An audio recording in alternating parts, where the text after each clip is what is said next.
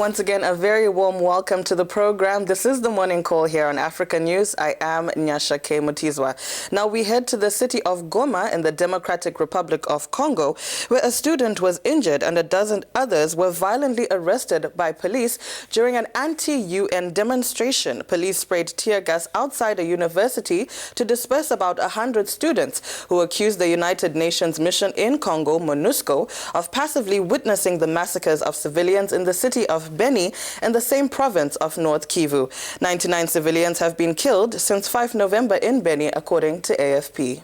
The peacekeepers are caught between the repeated killings in North Kivu province and the anger of a civilian population which does not feel sufficiently protected by the UN army. Given this delicate position, how far can the rage of this movement reach? On the line from Beni, Democratic Republic of Congo, is a member of the civil society, Omar Kavota. Hello, Mr. Kavota. Opposition against the UN peacekeeping army, Monusco, in the DRC has lately gained ground. How can we explain this?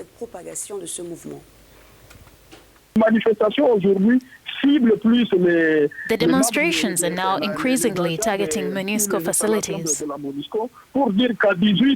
After 18 years of presence in the DRC, the population is not seeing any progress in terms of protection or in terms of eliminating armed groups. And for them, Monusco must go. That explains why they are expressing themselves through violent demonstrations. Since Wednesday, these demonstrations that began in Beni have spread to Butembo. Today, it's in Goma, but also in Beni, pressure groups are still agitated. Is therefore possible that these demonstrations will continue? So, Mr. Kavota, we're talking there about the attention going a lot to Monusco, but don't the Congolese armed forces also have a role to play in securing the population? Why isn't the focus more on the national forces?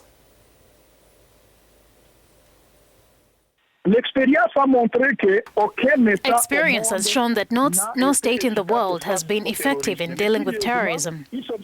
But curiously, the observation is that at the international level, there's a desire to trivialize the terrorism that is rampant in Beni, yet it's real. Hence, the anger of the population, which aims to push the international community represented here by the UN peacekeeping army to be able to lend a hand to the national army.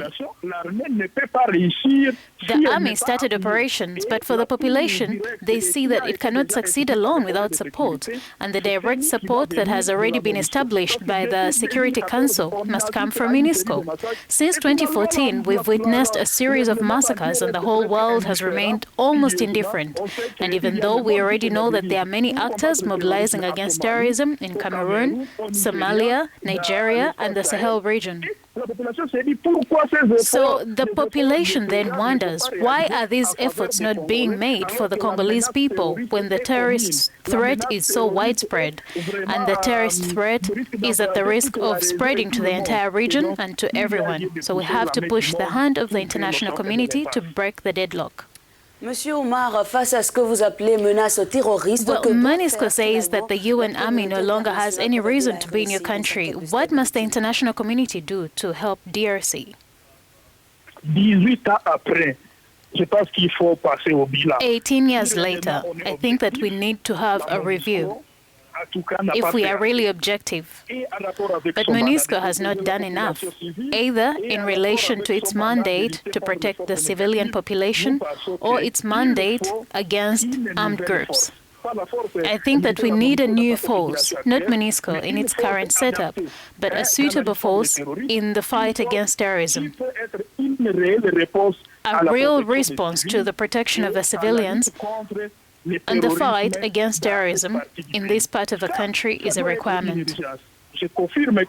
I can confirm that today the population does not see the results of Monusco's military action, and it's not just 1 year, but rather for 20 years, and we must question the effectiveness of this mission so that it effectively makes what the population expects from it for the legitimate community in distress and for a community in danger in order to preserve what remains, including the world, peace and security.